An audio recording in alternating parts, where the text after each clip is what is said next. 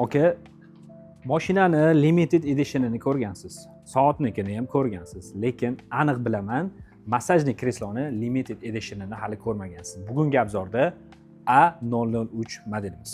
Nimaga bu kreslo massajyorni hozir sizlarga limited edition deyotganimni tushuntirib beraman.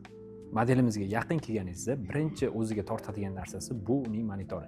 Boshqa kreslo massajyorlarimizda oddiy monitor qo'yiladigan bo'lsa, bunda haqiqiy planshet qo'yilgan.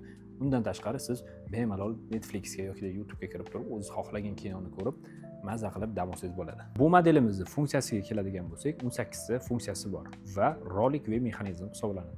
Buni monitordan tashqari sensorli boshqaruv bilan boshqarsangiz bo'ladi. Buni yana bitta ajralib turadigan tarafi bor. O'tirganingizda yuragingizni qanaqa urayotganini tekshirib tursangiz bo'ladi. Bilamiz, massaj olayotganda tanamizning eng muhim joylaridan hisoblangan oyoq qismi bo'ladi. Bu massajyorimiz oyoqni uchi bilan teglari va yon